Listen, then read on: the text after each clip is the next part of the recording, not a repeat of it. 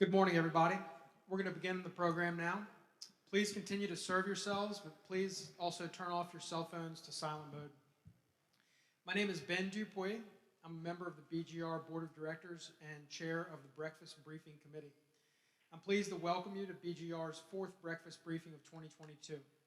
We're excited to host today's event in Metairie at Copeland Tower Living. We also welcome those of you who are watching today's event online.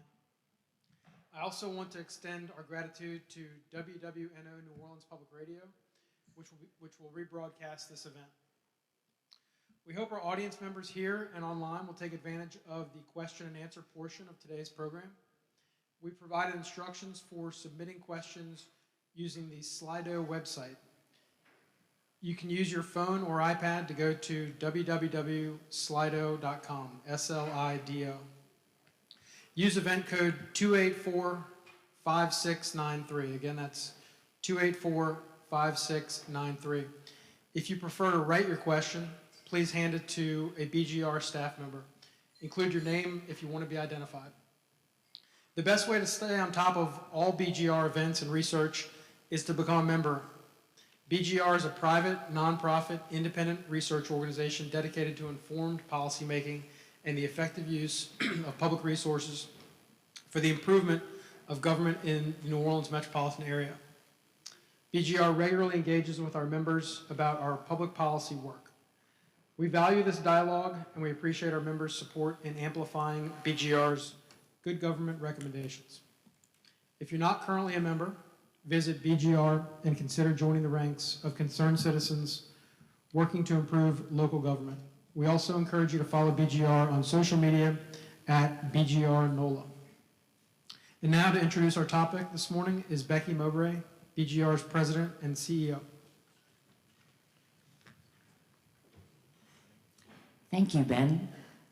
I'd like to express our gratitude to First Horizon Bank for its generous sponsorship of the BGR Breakfast Briefing Series again this year.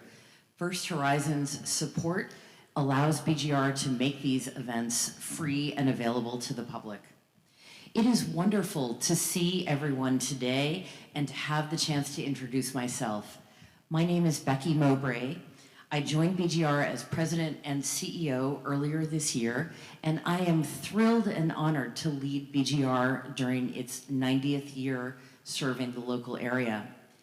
BGR's research reports identify solutions to some of the most complex and significant challenges facing local government in Jefferson, Orleans, and St. Tammany parishes. Our library of reports is available on our website, bgr.org. Breakfast briefings further BGR's mission by allowing citizens to hear directly from officials and experts on the public policy issues critical to the New Orleans area. September is the peak of hurricane season, and today we are discussing one of the most vital issues for Jefferson Parish: how parish government is preparing for future tropical systems and applying the lessons learned from Hurricane Ida. Barely a year ago, Hurricane Ida struck southeast Louisiana, including all of Jefferson Parish from south to north. It was one of the three most powerful storms ever to hit the state. On the coast, Grand Isle suffered damage to nearly every structure, with more than a quarter destroyed. The storm knocked out electrical power until January. Ida's Category 4 winds and storm surge also punished Lafitte and other communities south of the parish's federal levee system. While the federal levees protected the most populous parts of Jefferson Parish in the north, Hurricane Ida's winds heavily damaged the electrical grid. The loss of power forced parish officials to discourage non-essential use of the parish's sewer system. In addition, the storm uprooted trees that caused widespread breaks in water lines and led to several days of a boil water advisory for residents. The widespread and multi-layered impacts of Hurricane Ida caused parish leaders to assess their emergency response and recovery efforts and to explore ways to make the parish more resilient in the face of future storms. Jefferson Parish's experience is instructive for all in the New Orleans area. Here today to discuss what they learned from Hurricane Ida are Joe Valiente, Director of Emergency Management, Mark Drews, Director of Public Works, and Valerie Brolin, Deputy Chief Operating Officer.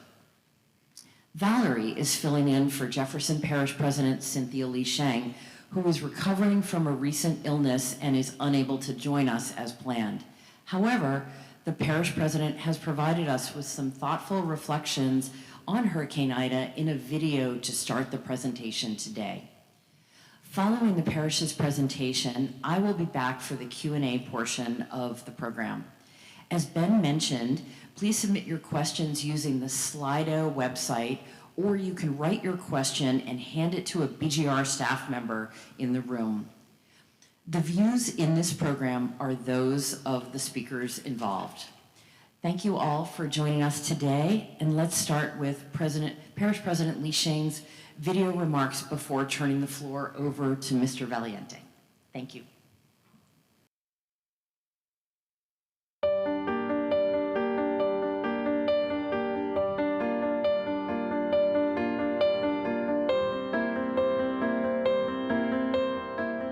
Hi, this is Parish President Cynthia Sheng, and we're marking the 1-year anniversary of Hurricane Ida. I've recently been to Grand Isle, I've recently been to Lafitte, and if we look back at that 1 year, there are two stories, right? We can look at those communities, Upper Jefferson, and say it's amazing how much incredible work has been done by our public teams, by our utility companies, by nonprofits, by church organizations to help us get back on our feet. It's an incredible amount of work that we have done to get those communities to where it doesn't look like we're so broken. On the other hand, we know that homeowners and the work still continues. We know that people are having problems with their insurance claims. We have debris underwater that we need to figure out how we're going to get removed. There are long-standing issues that we will need to tackle, how we're going to demolish some of the structures that maybe insurance isn't going to cover, because we don't want to have these dangerous buildings with us a couple of years from now. So that work is more about coordination among different agencies. Ida had its unique challenges for us. If you look at Grand Isle, the only way I can describe it is if a bomb went off. We had structures in Grand Isle that are no longer there anymore. There's no evidence that a building was ever there. Sand covered the whole island, everything was buried. The water line, the 32-mile water line, and all the platform valves were missing. So we actually had to barge water, a lot of people don't know this, had to barge water into Grand Isle for 3 months, had to do a connection to Lafourche Parish, had to do all these emergency measures to make sure the island had water. And finally, we were able to lift the boil water advisory, and we were able to get the pipes replaced and the water pressure to a place. And it took us until January of the following year to do that. So amazing work by our water department and our public works department. Going from the south to the north of Jefferson Parish, you take a look at Lafitte. Immediately, search and rescue had to be done in Lafitte. That town and that community was completely inundated with water. When the water subsided, it was completely covered with mud. A very different look from Grand Isle. The swing bridge was destroyed during the storm. Our first responder teams that, were so incredible, our firefighters, our police, our EMS staff, going to save people. There were fires during the storm. On the Metairie side, they actually had to put out those fires by boat. The town was so inundated with water, we had to get on by boat on Leo Kerner Parkway. So incredible amount of things that were done to get Lafitte back on its feet. Crown Point, Metairie area, amazing work by, again, our public works staff and all of our mayors and Mayor Carmodel and Mayor Kerner in those areas. And then we look at Upper Jefferson, what we had to do. A lot of Kenner had their roofs destroyed, and a lot of buildings, even in Upper Jefferson, had issues, and we still deal with those insurance issues. And really in Upper Jefferson, we were dealing with a water system and a sewer system that was completely decimated. The trees lifting up brought up the pipes, so we had no water pressure. What people don't realize is our sewer system was relying on electricity. We didn't have electricity, so we were really running against time in Upper Jefferson for the water pressure in our sewer systems to get back online before people started coming back to our community. And certainly after the storm, what was unique to Ida was that we had 8 refineries go down in Louisiana, which represented 2/3 of our gas supply for the state. So immediately after the storm, people who knew that it was going to be very uncomfortable to stay here because the grocery stores were closed and there was no air conditioning. We're trying to get gas to leave. And that was a new scenario that we had. That brought its own complications. We sheltered people for several weeks in Jefferson Parish. We were able to pick many people up from their houses, or people got dropped off at one of our facilities. We were able to get them to a shelter in Louisiana but outside of our area, and then for several weeks on their return, we had to provide housing to them. Again, that was a unique situation. So all of these things that we're looking at that have happened a year ago, I don't think people realized the magnitude of the response that we had to do for Ida. We, as a parish, also spent the next months after we were able to kind of get on our feet ourselves, looking at all of our departments and looking at after action Ida reports and what worked well for us and what we could do better. I think I was very proud of the response we had, but we wouldn't do a service to our community if we didn't go through and say what could we improve on that. And we have done that. Certainly coming into this season, we still are doing tabletop exercises, but we will have more fuel out throughout the parish for our people to have. We'll have more, we've identified buildings in the parish that are safe for different types of storms. We'll have our own staff staying throughout buildings. We've changed our food contract. We're looking at our gas, many things that we're improving to be even more ready for this storm season. My message to all of you all is that if we look back at Ida, and I don't think this is going to change, we look back pre-Ida, that Wednesday, all the models were going to Texas. On Thursday, the models had broadened to going from Houston, Texas to Mobile, Alabama. And then by that Friday, it narrowed in on us and went from a Category 2 to a Category 4. We were already too late for the window of contraflow. So with the increased speed of these storms, it's even more imperative for you and your family to have a plan. We're going to give you the best information that we know, and we want you to stay tuned with us and all of the news media outlets during that time, and we're going to push out information as best as we can, but it's only the best information that we have at this time. Storms are coming at us quickly and changing quickly, and it's very dangerous for us, especially those of us in emergency response mode. So we need you to have your own plan. If you are someone who is vulnerable, if you're someone who might be in a sturdy building but can't really be able to live without air conditioning, you need to have your plan to get out, because we know that we lost one person during the storm of Ida, and we lost many more people in what I call a community that is broken until we can put ourselves back together. Carbon monoxide poisoning, or because there were no lights, we had a hit and run, nursing home situation. More deaths happened after the storm had already passed, and you would think the danger had passed, but because society and the community wasn't back to a regular response that we can normally give you. So it's critical that you as a family have your own plan, especially if you're vulnerable and that you really can't live in a society that isn't up to speed yet. You have a plan to get out and get out early. So with that, I want to thank all of the partners, our council offices, our first responders, the sheriff's office, so many people across the board, so many nonprofits, so many churches that came here to help. I still probably don't know the amount of groups that came here to help us get back on our feet. It took a lot to get us where we are today. We still have more work to do, but it's just a time at the anniversary to look back and to really thank everybody, and shows how resilient we are. We are stronger for the things that life has thrown at us that we've been able to survive through. We're a stronger community for it, but we just want to really take the time on the 1-year anniversary to thank everybody who helped us get to where we are today.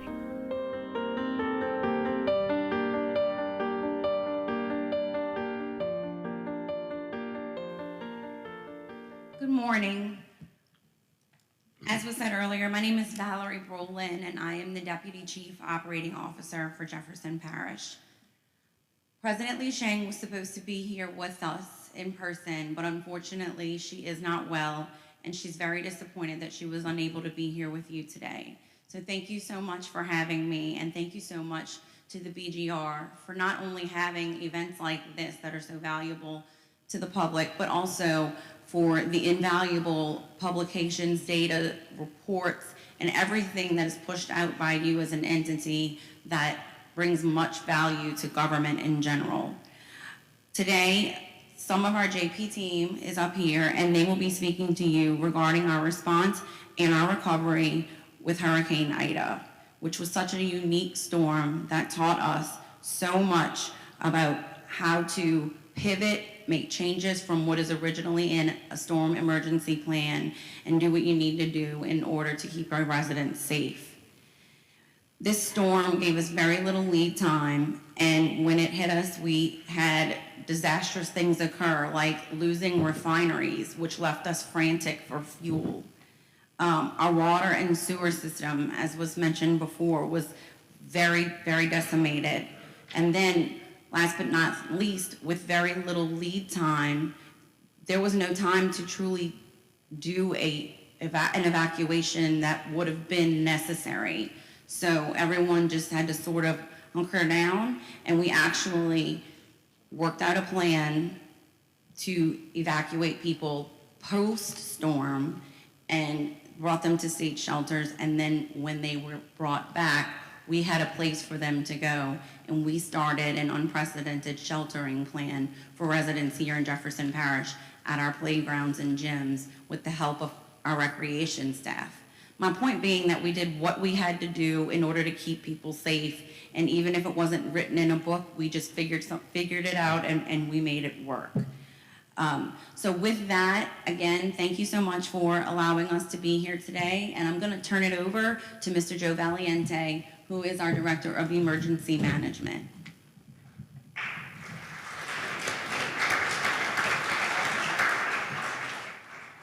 Good morning, everyone, and thank you, Ms. Valerie. So it's good to be here. Thank you very much for having us. And we've been doing a tremendous amount of outreach programs lately, especially after Ida, and it's been a really good thing for us because we get to interact with the community, and it's important that the community understands the efforts that Jefferson Parish is making to become more resilient, to become more prepared. So let me hit you with some facts real quick and make sure that's good. So these are some facts that we picked up on the National Hurricane Center Conference back in April, and these facts are very interesting. So 2020-2021 seasons, there were 51 named storms in the Atlantic Basin. There were 85 named storms if you include the Pacific Basin. By the way, the National Hurricane Center is responsible for the entire planet, and that includes tsunamis too. So they have an incredible responsibility. 16 hurricanes made landfall since 2017, and 7 of those were major hurricanes. We have more Cat 4 and 5 hurricanes make landfall in the United States between 2017 through 2021, that's 5 years. Then between 1963 and 2016, that's 53 years. So think about that. So we're definitely seeing a major shift in the weather cycle. You know, I'm not going to sit here and tell you what's causing that, but we know that it's a fact. And so we need to be even better prepared than the Gulf region typically is. 2020, 2021, the National Hurricane Center ran out of names. They literally ran out of names. That was unprecedented for that to happen 2 years in a row. And since the start of COVID-19 and the past 2 hurricane seasons, today, emergency managers and Jefferson Parish workforce have been responding to emergencies for over 48 straight months. We haven't had a break. And I take my hat off to the workforce in Jefferson Parish. They have always responded, and the administration, to every need that we've asked for. They have supplied us. This next slide here is one of my favorite slides because since 2017, look at what that slide represents. We've had 5 major hurricanes strike the Gulf Coast region. 5. Harvey in Houston, Laura in Lake Charles, Ida, the metro area and the river parishes, and Michael and Irma in Florida. And Michael, you know, was a devastating hurricane, and it was a late bloomer. Harvey was a late bloomer, and we know that Ida was a late bloomer, which means it didn't look like it was doing much, but it just popped up and exploded and became a powerful storm. This seems to be a pattern that's occurring also that the National Hurricane Center has recognized. I'm going to talk now about our response efforts that we did for Ida, which were nothing short, in my opinion, incredible. We handled over 2,200 Web EOC task assignments locally. A Web EOC is a program, a dashboard where we put in requests to the state, and the state is able to monitor our activities, so they keep their finger on the pulse and maintain situational awareness. We had 191 state web EOC requests made to GOSEP operations. Our EOC was activated for 16 straight days, and Mark and Valerie will attest that we did not leave. And the parish president's typical day was 6 a.m. to 1 o'clock in the morning, and that was typically our battle with them that we ran. We conducted USAR, which is search and rescue missions in Grand Isle and in the Lafitte, Barrett area, Lower Lafitte, and Crown Point areas. We had to coordinate a tremendous amount of effort with energy, and Mark will probably touch on that with the number of trees that fell and the energy lines that got tied up into that. The temporary bridge over Bayou Barrett was nothing short of a miracle. Thanks to the Louisiana National Guard, we did an incredible job. We supported that effort also. And interesting enough, and this is something that we didn't anticipate and we're not prepared for, we had 700 post-storm evacuees that fell into the special needs elderly category. And I'm going to touch on that in a second. We had 230 individuals that were sheltered across 3 sites, 2 on the West Bank and 1 on the East Bank. Now, the state has mandated with their 2018 National Universal Shelter Plan that they want the parishes to become more self-sufficient when it relates to sheltering their citizens, so that we can take some of the pressure off of the state shelters. So we have worked on that to harden that, to make that plan more resilient and robust for the future. And Sarah Babcock has been the lead on that. CAA, Sarah Babcock, she's done just an incredible job with it. We support her efforts on a daily basis. We had 4 points of distribution pods. We were giving out water, tarps, and we were giving out food. We did 14 press conferences and 21 conference calls.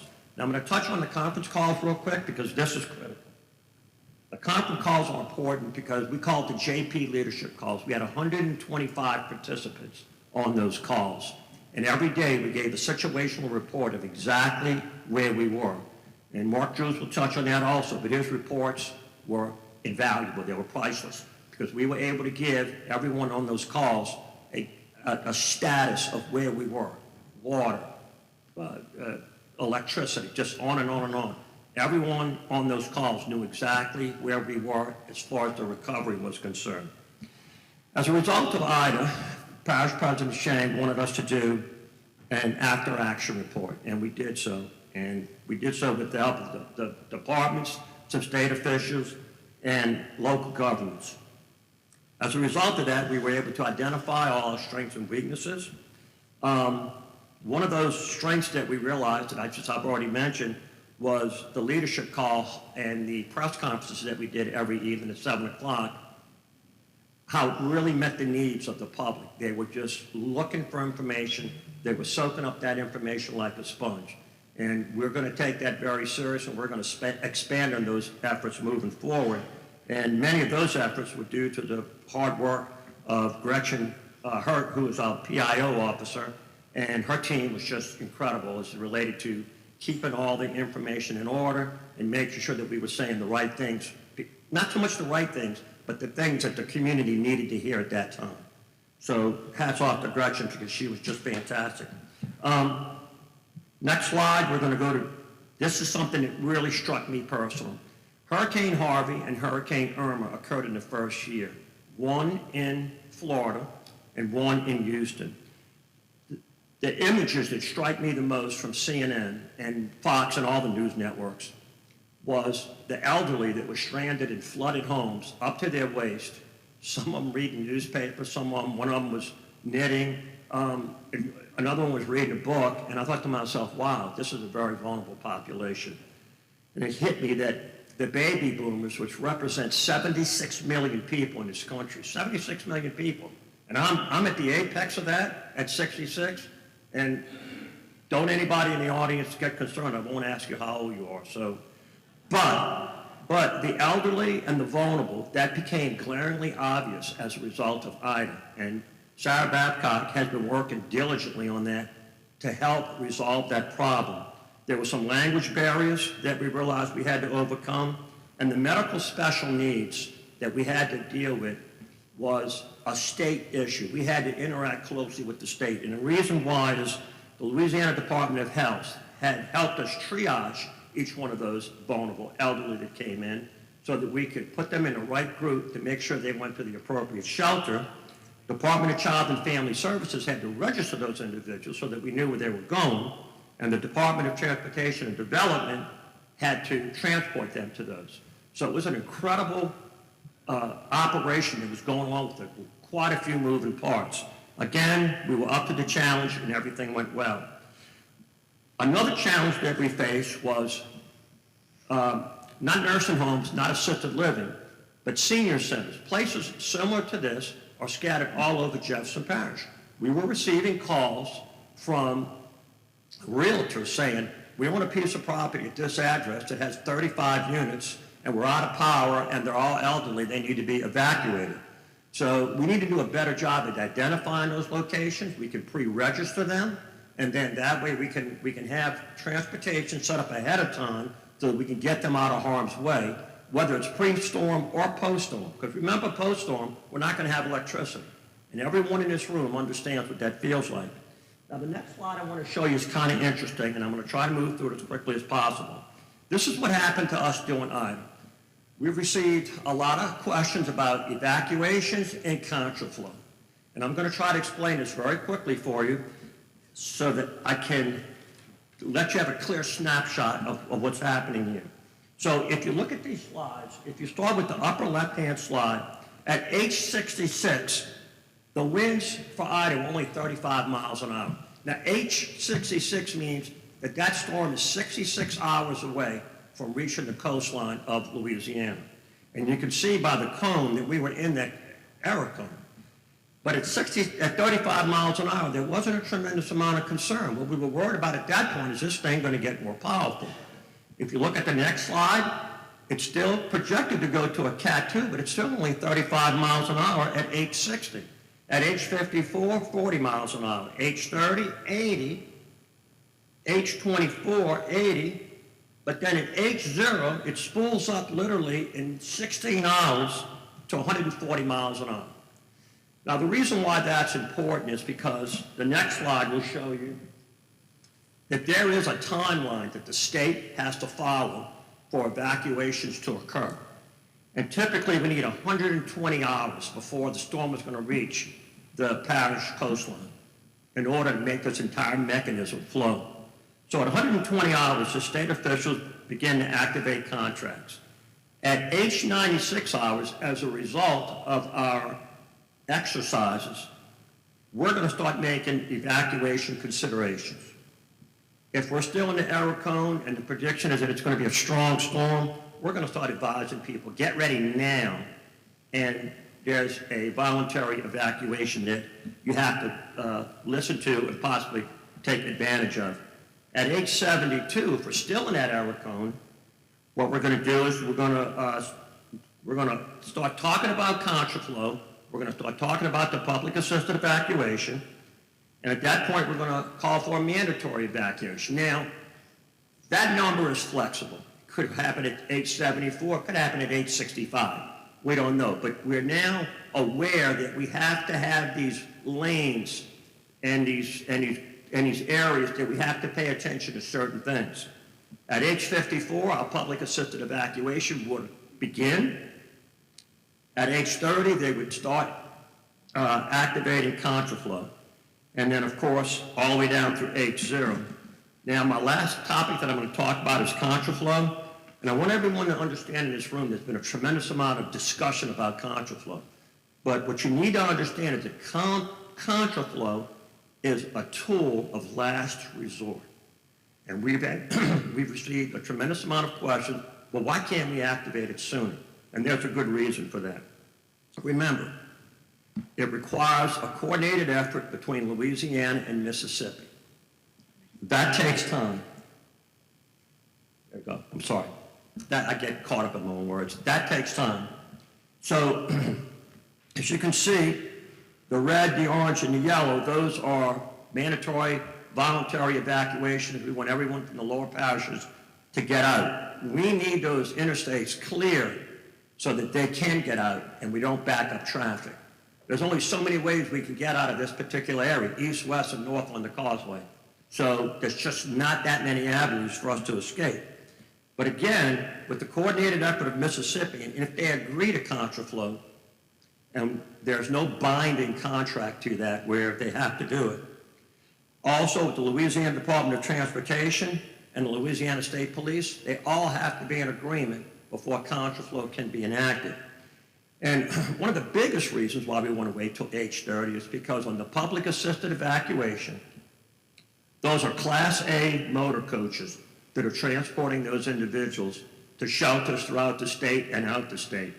Those buses are only rated at 40 miles an hour. So what we don't want is that we don't want the interstate gridlocked, and we have 900 buses between New Orleans and Jefferson Parish. Excuse me, we're talking about 40,000 potential evacuees that we've identified. We don't want those buses stranded on the interstate, 70, 80, 90, 100 mile an hour winds. They're not rated for that. They're going to tip over. And then we're faced with a rescue mission in the middle of a hurricane, trying to get elderly people out of a bus in the middle of the interstate somewhere. It's just not a good way to fly. But that's the main reason why contraflow has to wait until age 30. We want everyone out before we activate that. And look, at the end of the day, there is some level of responsibility to the citizens that they should prepare early. And when we say voluntary evacuation, mandatory evacuation, be prepared to leave then.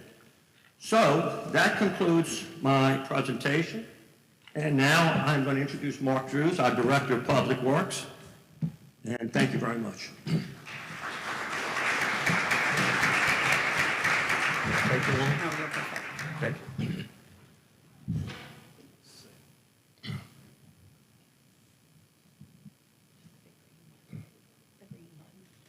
You got a green one. There you go. All right, Public Works. This map up here is not really just to show you the size of the parish we're dealing with, but that I have two separate areas that react very differently to a storm. The area inside the flood protection, your east and west banks of the river, but I also have Lafitte, Grand Isle, Crown Point, Barataria outside the flood protection system. So what we learned after this storm, important that, look, we do things right, some of them we do right, is that we all have pre-placed emergency contracts in which I can draw on additional personnel in addition to the 800 Public Works employees that are ready to go immediately after the storm, and we can also get additional equipment. As we said, we had 1,000 trees down in the parish, so I had additional tree cutters and equipment at our disposal to assist parkways to get those trees out of the way. Similarly, we had additional bucket trucks, etc., so our traffic division could immediately address the traffic signals. And just as important, we already had a contractor that we could rely on that could start the debris collection process.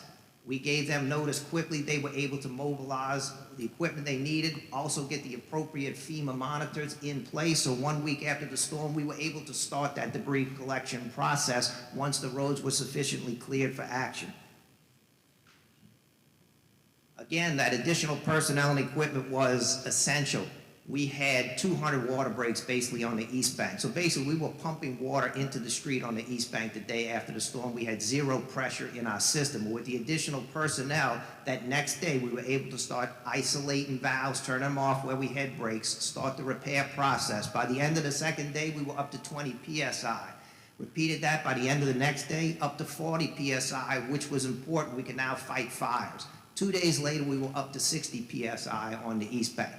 But we did learn a valuable lesson on the west bank. We didn't have as many trees go down, not as many breaks. So we had 3 emergency generators working 24/7. We were able to pump enough water to overcome the losses and maintain 40 PSI for fire protection. Unfortunately, one of the generators failed. So after we patched it up, the only way to put it back in service, we had to shut the other 2 down, sync all the generators. About a 15-minute process. But we had to do it because we needed to keep that 40 PSI, so that caused us to go into a boil water. But what we learned is you can't just test your generators 1 or 2 hours every month and say, okay, we're good to go. You have to look at the age of the generators, because when a storm like this happens, now they have to work 24/7, and in this event, they would have had to work for over a week. So what we did in Public Works is we're now looking at all of our generators for age, And if they're past their service life, whether they're working or not, we're going to replace them. So we'll be better suited going forward. Again, here we are outside the flood protection, 32-mile water line that goes from Lafitte and brings the water to Grand Isle. Numerous breaks in that, okay? It was floating. It's supposed to be buried 6 feet under. We had a couple of miles that were floating. We had kinks. We had breaks. It took us 3 months to restore it to where we could pump enough water to Grand Isle. It took us 9 months to fix it. We had already thought about this, and we've done it now. Stage 1, we've now connected to Lafourche's water system with a subsurface line to the Chenier Island. So we can actually give water to Chenier if this line breaks again.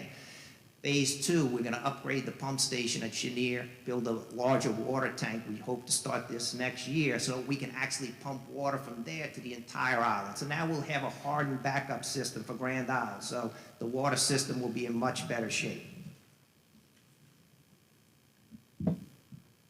Sewer, you see all those little dots on that screen, those yellow dots? That's the lift stations that we have just on the East Bank. We have 530 small lift stations that take the sewer that comes to it from the gravity system and brings it to our treatment plants. When the power goes out, those lift stations go out. We only had 4 of those that actually had backup permanent generators. So what that forced us to do, we had vacuum trucks. We had 15 on day 1 that can go to those lift stations, take that sewer out, bring it to our treatment plant.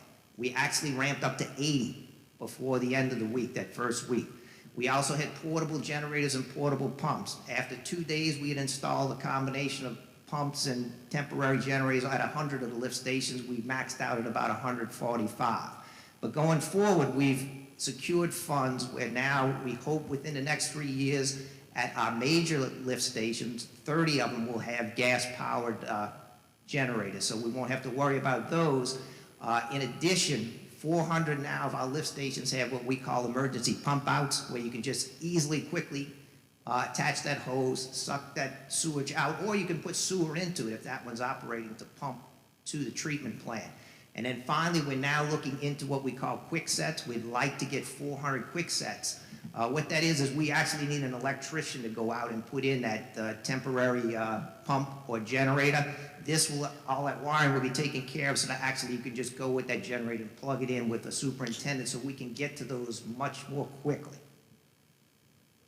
Again, different circumstances when you're outside the levee system. Here's Lafitte. This is our lift station. Lafitte went underwater. So obviously we had to come in, clean it up, rehabilitate all the pumps.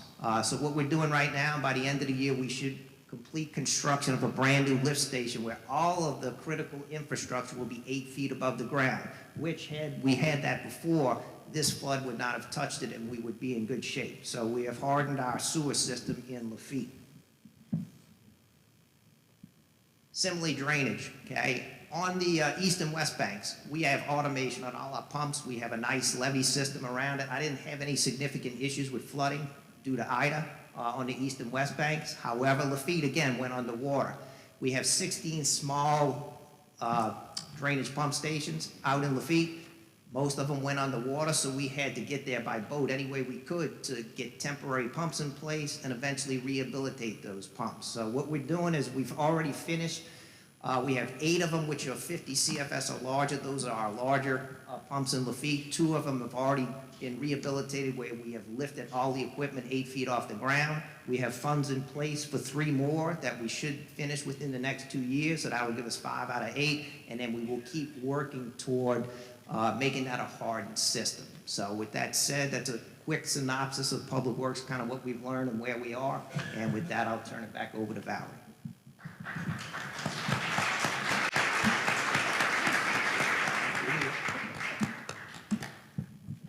I'm just going to give a quick conclusion. Both of these gentlemen did a wonderful job. Joe explaining the facts and the scenarios that we were under with Hurricane Ida and the timeline and what we were being faced with. And then Mark followed up with response and what Public Works had to contend with post-storm. What I'd like to conclude with quickly, and many of you may want to know this, is what are we doing now? What are we doing now as it relates to preparing for the next one that comes our way that might be like this or might be completely different? So what we've started doing is tabletop exercises where we go through different scenarios where we are looking at hurricanes or tropical waves, and as they progress and we're going through those H hours that Joe referenced, what decisions are we making at H 54? What decisions are we making at H 120? What decisions are we making at different points as we are watching and tracking these storms? In some of the scenarios, the storms just are coming straight at us. Some of the scenarios, the storms are curving and bending, but the point is that we are practicing right now what decisions we will be making and at what time we will be making those decisions. We're planning the best that we absolutely can. There are certain things that you can't plan for. We know that as much as we try to map out our timeline of decisions, that things are going to change, and we understand that. We also understand that post-storm, there are things that are going to happen that we would have never imagined. And I'll give you a few examples that happened after Ida that weren't mentioned. One, our firefighters. They fought a fire in Barataria from boats because the Barataria Bridge broke. They couldn't get over there to contend with the fire, so they had to fight the fire from the boat. We had to bring transit buses to fire stations to service cooling stations because we had neighborhoods that were not going to get power back for 2 weeks. As we had people returning that were evacuees, we didn't know about their maybe not medical special needs, but they did need assistance. We didn't know, so we had to improvise. So our pledge to you, and I know that I can say this on behalf of Cynthia, because her dedication during Hurricane Ida matched no other. She was with us at the EOC from start to finish. And when your leader is that dedicated, you can ask Gretchen. We had no problem staying up with her when she had national news media to do at 4 a.m. and help her get her talking points together. She was steadfast and she stayed with us the whole time. And it's just an honor to work with her.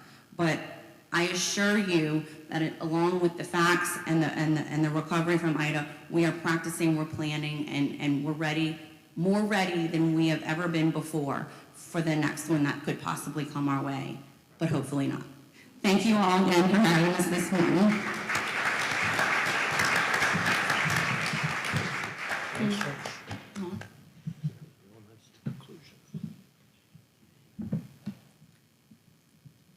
Thank you all for sharing those insights with us. This is great.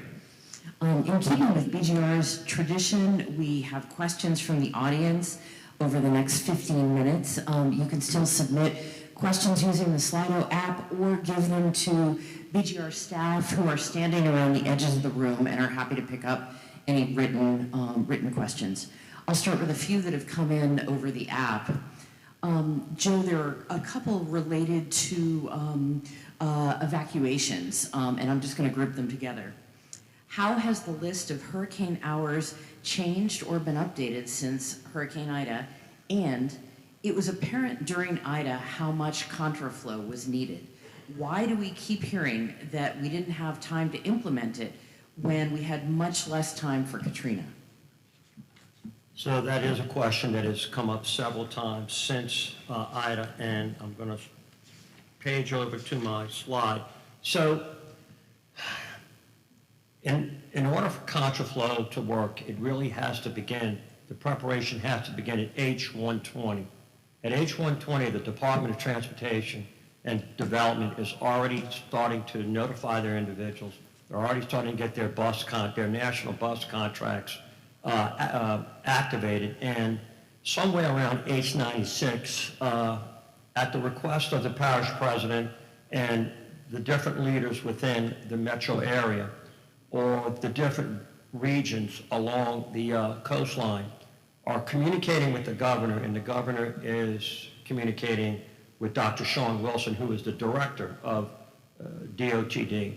At that point, they're around H96, they're reaching out to Mississippi and they're discussing what the feasibility is of spooling up this particular mechanism.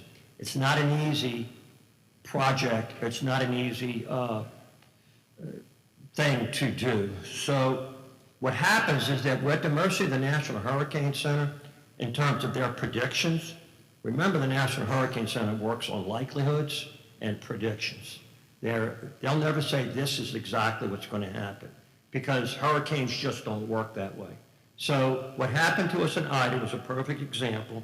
It kept kind of meandering, creeping toward us, and they were never really 100% sure when or if it was going to spool up to a major hurricane.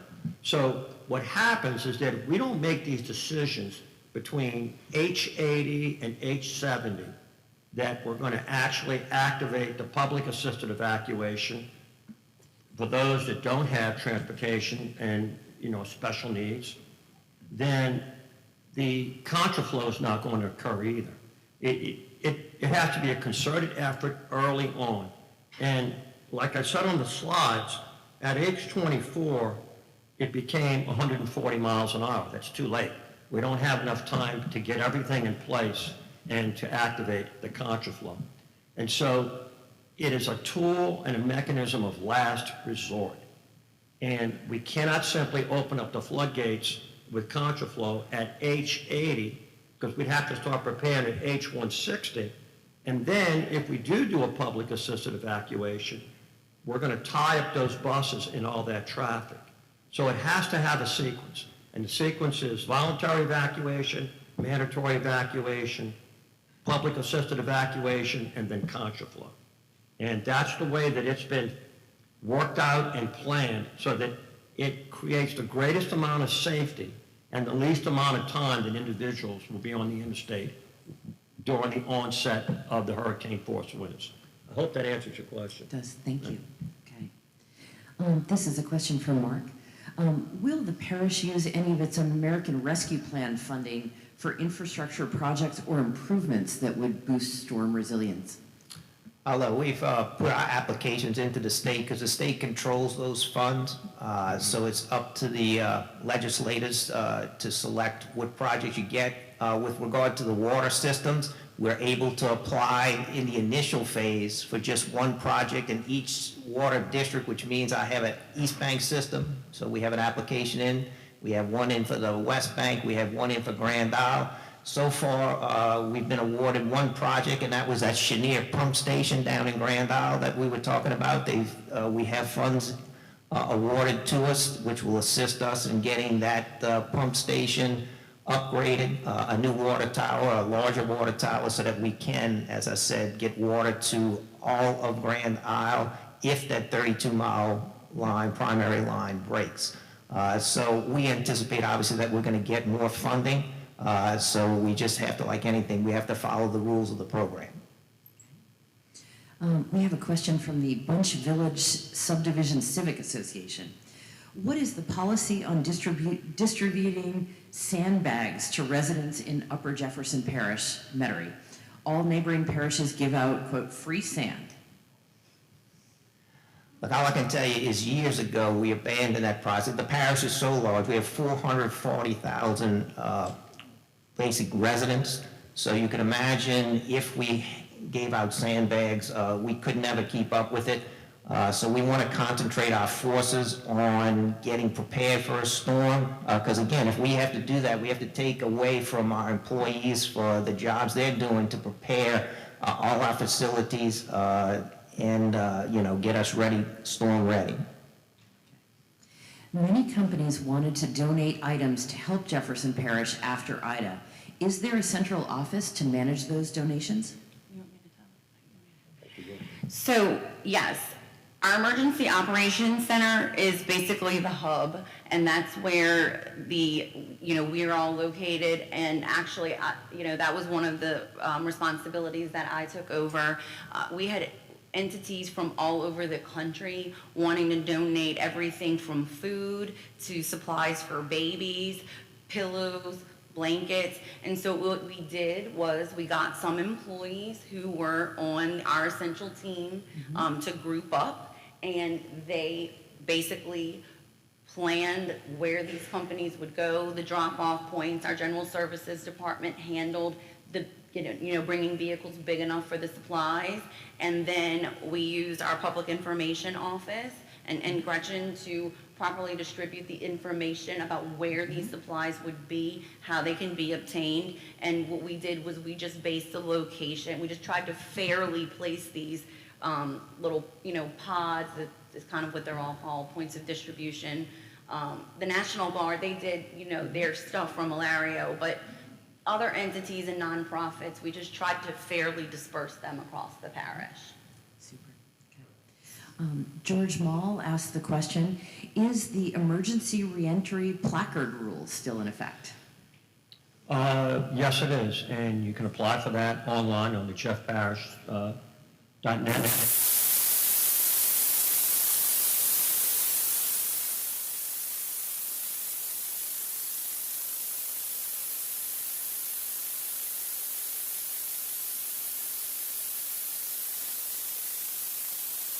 It would be for the workers that are going to support that essential workers, and of course, tier 3 would be once everything is, all public services have been restored. So we actually have about 15,000 individuals that have signed up for it. And if you do decide to look at that website, make sure that you articulate what the reason is that you need to be a tier 1 or a tier 2. Typically, what we like to see in a business is that we give out, let's say you have 30 employees, we'll give out 2 or 3 tier 1s, maybe 4, so that you can get people in to look at your business, look at your homes, and then following that, we'll give the remainder of your workforce tier 2s.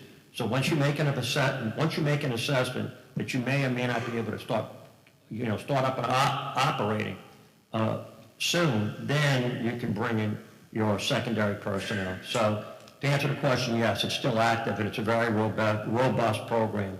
Every year, we get a tremendous amount of activity. The conditions of climate change are clearly accelerating at an alarming rate. In addition to response and recovery, what is the long-range plan to address catastrophic climate change in Jefferson Parish?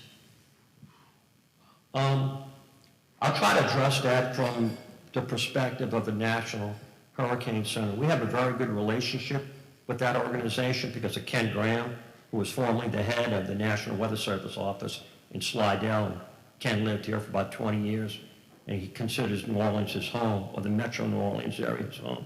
So we speak with him quite a bit. He's been promoted, and now it's Jamie Rome. But they all agree that with the consensus of the slide that I showed from 2017, the stats that I gave you, that we're in a cycle where the storms are becoming more frequent and they're becoming more intense, they're doing more damage, particularly inland. So from a perspective of Jefferson Parish, it's not just about storm surge and wind anymore. It's about heavy rain, it's about flash flooding, and we have to pay particular attention to these additional threats that are occurring. And those threats are lasting longer. So we've addressed that in many ways since Katrina. Mark will tell you that our pumping capacity stays online 24/7. We have safe houses that as people stay in, they can continue to man the pumps. He has a very robust plan to keep our sewer lift stations going. So we recognize the fact that the storms are hitting us a lot harder, and that's why we're having after-action reports. That's why we're conducting forums like this, which benefits us too, because we get feedback from the community of what's important to them, and we have to address every one of those issues. Whether or not climate change is the reason why this is occurring, I don't know, but I do know that we have seen a tremendous change in the weather patterns over the last 5 years. Okay. The next one is just a suggestion that came in from the audience that I'm going to read. It comes from the organization called Stay Local, and they say, as a supplement to JP Alert System, please consider a private two-way text service. Our nonprofit has established one, and we are looking for partners.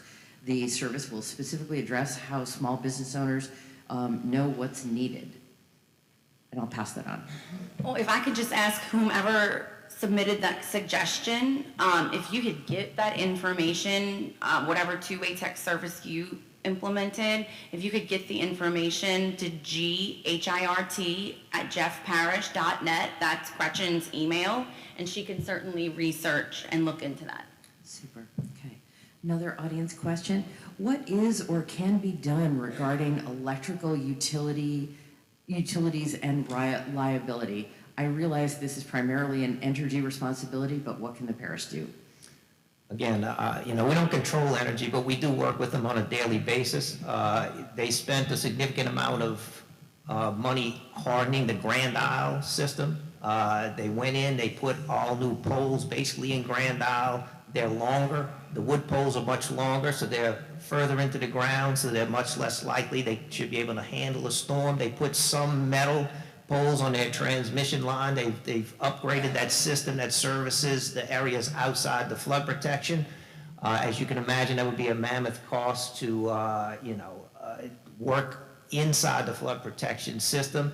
But we're constantly working with them to try to coordinate with them so that any efforts we do are in sync with what they're doing. And they are looking at some long-range plans, but right now I think the biggest issue for them, is, as for all of us, is funding.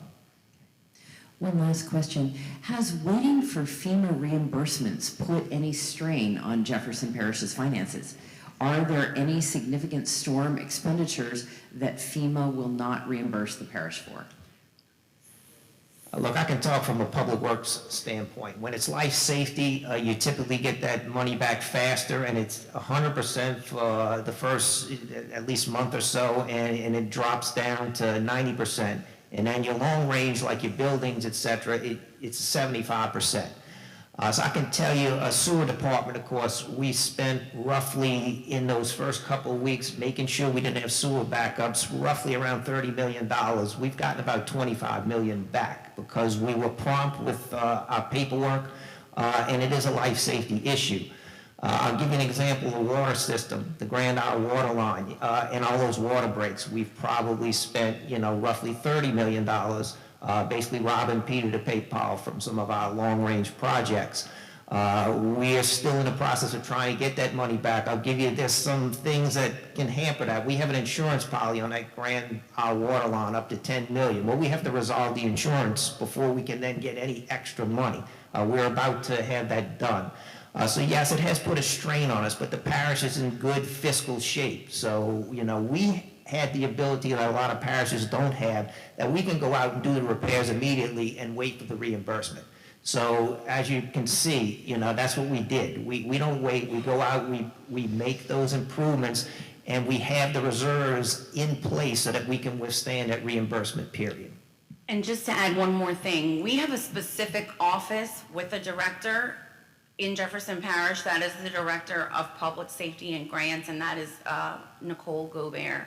Nicole Gobert, her sole responsibility most of the time is making sure that whatever we are trying to get reimbursed from FEMA for, that every piece of documentation is filled out perfectly, includes every detail, so that we can get it done as quickly as possible. So one thing we've done is put someone in place specifically to do that, and that person is continuously taking education courses to ensure that she's up to date with all of FEMA standards and changes.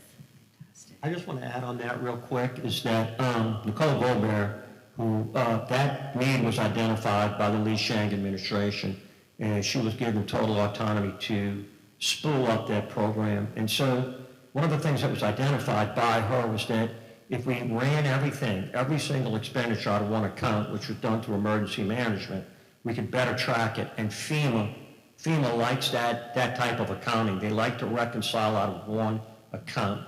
So the amount of money or reimbursement that you're going to receive can be predicated on your accounting practices. So all the departments have been sending us their invoices. We've been categorizing those. We've been sending them to Nicole Gobert, and she's been able to put those with the correct forms, with the correct documentation. So she's done a really good job there. Just recently, she notified us that some of the paperwork that we had submitted shorted us $103,000. We corrected that paperwork within 2 weeks, and so now we're going to get that reimbursement back.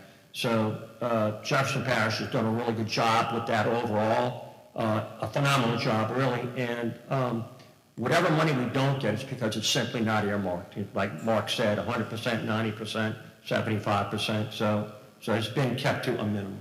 And just to give some specific numbers with regard to FEMA public assistance grants, with 19 projects obligated, the total federal dollars obligated to those projects is $65,268,143.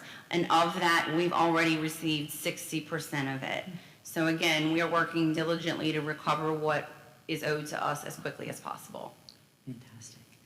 I'm afraid that's all the time we have for questions today. Thank you, Joe, Mark, and Valerie for speaking with us today.